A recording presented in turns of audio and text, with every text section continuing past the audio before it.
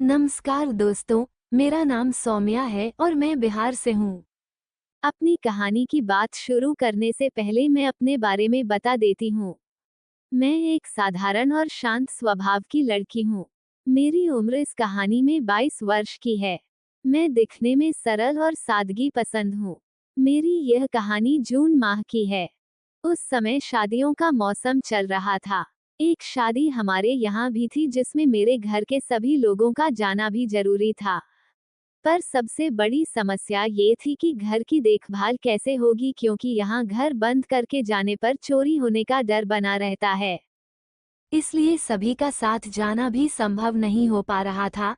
शादी मेरे मौसेरे भाई की थी तो मम्मी का जाना भी तय था। अंततः यही निष्कर्ष निकला कि मैं घर में ही रहूंगी और घर की देखभाल करूंगी। इसके लिए पापा ने हमारे पास के एक अंकल को मदद करने और रात में मैं अकेली ना रहूं, इसके लिए रात में आकर सोने के लिए बोल दिया। इस पर अंकल ने बोला, इसकी चिंता आप ना करें, मैं हूं तो कोई समस्या नहीं होगी। उसके बाद पापा, मम्मी एवं मेरा भाई सभी लोग शादी में जाने के लिए निकल गए। अंकल की शादी 7-8 साल पहले हो गई हुई थी। वे यहाँ नौकरी के सिलसिले में अकेले ही रहते थे। वे उत्तर प्रदेश के रहने वाले थे। उनकी उम्र करीब 35-38 वर्ष रही होगी। उस शाम अंकल ने मुझसे पूछकर पनीर ले आए, जो मुझे बहुत पसंद था। उसके बाद रात को मैंने पनीर की सब्जी और रोटी बनाई। अंकल और मैंने साथ में बैठकर खाना खाया। इसके बाद अंकल मोबाइल देखने में लग गए। तब मैं किचन का काम खत्म करने में लग गई। काम करने के बाद अंकल के साथ कुछ देर तक इधर उधर की बातें हुई। फिर हम दोनों अपने अपने कमरे में सोने चले गए। सुबह उठकर मैंने अंकल के लिए नाश्ता बना दिया। साथ में उनका टिफिन भी पैक करके उनको दे दिया। इसके बाद वे शाम में क्या बनेगा ये पूछकर ऑफिस के लिए निकल गए। उसके बाद मैं साफ सफाई करने के बाद नहाने चली गई। नहाकर फिर तैयार होकर मैंने नाश्ता किया। उसके बाद कुछ देर आराम करके फिर दोपहर का खाना बनाकर और खाकर मोबाइल देखकर कुछ देर पढ़ाई की। ऐसे ही शाम के करीब 6 बज गए। अंकल भी ऑफिस करते हुए बाजार से सब्जी लेकर आ गए। उसके बाद मैंने उनको चाय बनाकर दिया और कुछ देर बैठकर बातें की। फिर रात का खाना बनाने के लिए किचन में आ गई। कुछ देर बाद अचानक से बिजली चली गई और घर में अंधेरा हो गया। क्योंकि हमारे यहाँ इन्वर्टर नहीं था तो मैंने मोमबत्ती जलाई और खाना बनाने लगी। गर्मी ज्यादा होने की वजह से मुझे बहुत पसीना आ रहा था। कुछ पल में ही अंकल भी वहां आ गए और बोले, इतनी गर्मी में कैसे काम कर लेती हो? मैं बोली, नहीं करूंगी तो खाना कैसे बनेगा, भूखे रहना पड़ेगा। इस पर अंकल ने कहा, हाँ, तुम्हारी बात एकदम सही है। उसके बाद मैं खाना बनाती रही और साथ में अंकल से बात भी करती रही। कुछ देर में ही बिजली आ गई। उसके बाद अंकल ने देखा कि मैं पसीने से तरबतर थी। तब उन्होंने कहा, तुम तो पसीने से पूरी तरह से भीग चुकी हो। इस पर मैंने हाँ में सर हिला दिया। कुछ देर में खाना बनकर तैयार हो गया। उसके बाद हम दोनों ने खाना खाया। फिर मैं किचन का काम खत्म करने में लग गई। अंकल भी अपने कुछ काम करने में लग गए। किचन का काम खत्म करने के बाद मैंने सोचा कि क्यों ना नहा लिया जाए। तो मैंने अपने कपड़े लिए और अंकल को बोला, मैं नहाने जा रही हूँ। इसके बाद मैं नहाने चली आई। नहाकर मैंने गुलाबी रंग की नाइट ड्रेस पहन लिया। फिर अंकल के रूम में उनसे बात करने चली आई। कुछ देर तक बात करते करते अंकल अचानक से घबराकर बोले, सौम्या, तुम्हारे कंधे पर मकड़ी है। मैं थोड़ा घबरा गई और तुरंत अपने कंधे और आसपास हाथ फेरने लगी। पर तब तक मकड़ी पता नहीं कहाँ गायब हो गई थी।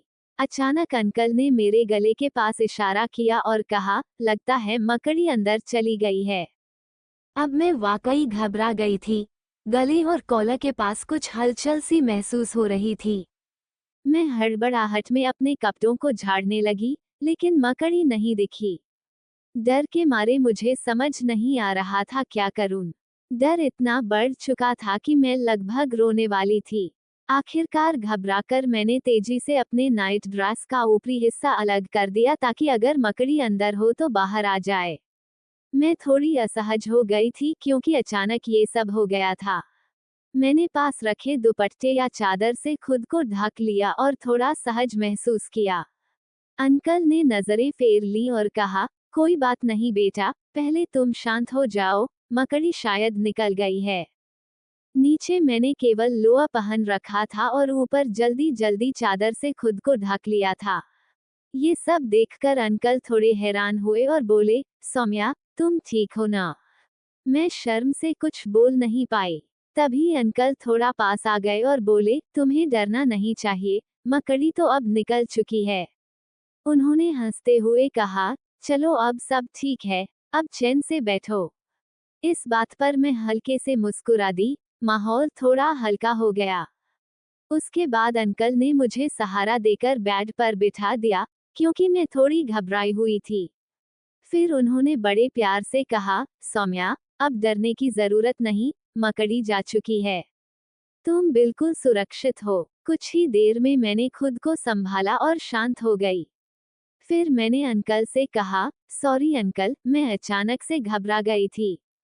इस पर अंकल ने मुस्कुराते हुए कहा, सौम्या, इसमें माफी मांगने जैसी कोई बात नहीं है। ऐसा अचानक किसी के साथ भी हो सकता है, तुम चिंता मत करो। फिर उन्होंने सहानुभूति जताते हुए कहा, तुम बहुत घबरा गई हो, अगर चाहो तो आज यहीं गेस्ट रूम में आराम कर लो। मैं थोड़ी देर सोचती रही, लेकिन फिर उनकी बात मान ली क्योंकि सच में मैं मानसिक रूप से थकी हुई थी। तभी एक बार फिर बिजली चली गई। रात के करीब 11 बजे का समय था, चारों ओर सन्नाटा और हल्की ठंडी हवा चल रही थी। तब अंकल ने अपने मोबाइल की फ्लैशलाइट ऑन की और बोले, चलो, बिजली नहीं है तो आज छत पर चलकर खुले आसमान के नीचे सोते हैं। थोड़ी ठंडी हवा भी मिल जाएगी। मुझे भी यह सुझाव अच्छा लगा, तो मैंने हाँ कर दी। उन्होंने मेरी सुविधा के लिए मुझे आरामदायक टॉप ला कर दिया।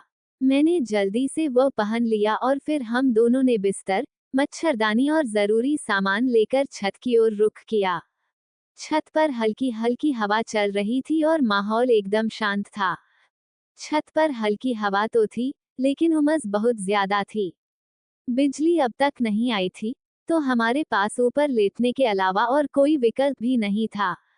कुछ देर लेटने के बाद मुझे पसीना आने लगा और मैंने कहा, यहाँ भी बहुत गर्मी लग रही है। अंकल मुस्कुराए और बोले, थोड़ा आराम से लेटो, कपड़ा थोड़ा ढीला कर लो, शायद थोड़ा सुकून मिलेगा। बिजली आते ही हम नीचे चले जाएंगे। उन्होंने सिर्फ मुझे सहज करने के लिए कहा था, ताकि मैं घबराहट से बाहर आ सकूं और उस माहौल में खुद को थोड़ा बेहतर महसूस कर सकूं। इस बात पर मैं थोड़ी देर सोचती रही, लेकिन फिर मुझे भी लगा कि गर्मी में अगर खुद को हल्का महसूस हो, तो थोड़ी ढीलापन ठीक रहेगा। मैंने टॉप को थोड़ा ढीला किया ताकि हवा लग सके। फिर अंकल ने कहा, अगर बुरा ना मानो तो कुछ कहूँ। मैंने जवाब दिया, बिल्कुल, आप खुलकर बोल सकते हैं, मैं बुरा नहीं मानती। तब उन्होंने हंसते हुए कहा, अगर ज्यादा गर्मी लग रही हो तो खुद को और कंफर्टेबल कर सकती हो, कोई टेंशन मत लो। यहाँ हम बस आराम करने आए हैं। रात के करीब 12 बज चुके थे और माहौल थोड़ा शांत और ठंडा हो चला था। कुछ ही देर में बिजली भी आ गई, जिससे माहौल थोड़ा सामान्य हुआ और हमें राहत महसूस हुई। अंकल ने मुझे कहा, तुम यहीं रुको, मैं सीढ़ी का बल्ब ऑन करके आता हूँ। फिर अंकल बिस्तर को मोड़कर नीचे ले जाने लगे। तभी मुझे अचानक याद आया कि मेरे कपड़े भी उसी बिस्तर पर रह गए हैं, जो अंकल गलती से साथ ले गए थे। मैं घबरा गई और तुरंत सीढ़ियों की ओर दौड़ते हुए चिल्लाई, अंकल, अंकल। दौड़ते समय मेरा संतुलन थोड़ा बिगड़ गया और मैं सीढ़ियों के पास फिसल कर गिर पड़ी। मेरे दाईं एड़ी में चोट लग गई थी और दर्द भी काफी तेज हो रहा था। इतने में अंकल वहां आ गए और मुझे जमीन पर बैठा हुआ देखकर चिंतित हो गए। उन्होंने जल्दी से पूछा, सौम्या, ये क्या हो गया तुम्हें? मैंने तो कहा था वहीं रुकने को, फिर तुम नीचे अंधेरे में क्यों आ गईं? मैंने जवाब दिया, अंकल, आप मेरा कपड़ा बिस्तर के साथ नीचे ले गए थे, वही बताने में उतर रही थी, तभी मेरा पैर फिसल गया और मैं गिर गई। इसके बाद उन्होंने फौरन पूछा, कहाँ चोट लगी है? मैंने धीरे से कहा, एड़ी में, और इतनी तकलीफ हो रही है कि मैं उठ भी नहीं पा रही हूँ। उन्होंने मुझे धीरे से अपनी गोद में उठा लिया। मैं पूरी तरह असहाय थी और दर्द के मारे उठ नहीं पा रही थी। अंकल ने मुझे बहुत ही सावधानी और स्नेह से अपनी बाहों में थामा। उनका एक हाथ मेरी पीठ को सहारा दे रहा था और दूसरा मेरी टांगों के नीचे। उनकी आंखों में चिंता साफ झलक रही थी। कुछ ही देर में अंकल ने मुझे नीचे कमरे में लाकर बिस्तर पर सुला दिया। फिर वे मेरे पास बैठकर मेरा हालचाल पूछने लगे। उन्होंने मेरे पैर को हल्के से देखा और बोले, फिक्र मत करो, मैं अब तुम्हारे पास ही हूँ, सब ठीक हो जाएगा। फिर उन्होंने मेरी ओर देखकर धीरे से कहा, सौम्या, तुम बहुत सुंदर हो। उनकी आंखों में सच्ची तारीफ और अपनापन था। उन्होंने मुझे स्नेह से नजदीक खींचा और मेरे कंधों को हल्के हल्के सहलाने लगे। मैं थोड़ी झिझकी, लेकिन उनके स्पर्श में एक अजीब सी गर्माहट और अपनापन था। फिर उन्होंने मेरा चेहरा अपनी हथेलियों में लिया और मेरे माथे को एक प्यारा सा चुंबन दिया। धीरे धीरे उन्होंने मेरे होठों को छूते हुए अपनी भावनाएं जाहिर की। उनका हाथ मेरे पेट तक आया और वो बेहद कोमलता से मुझे महसूस कराने लगे कि मैं उनके लिए कितनी खास हूँ।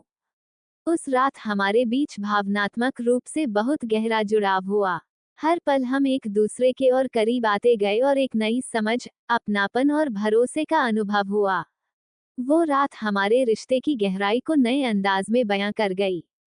इसके बाद हम दोनों एक दूसरे की बाहों में सुकून से सो गए।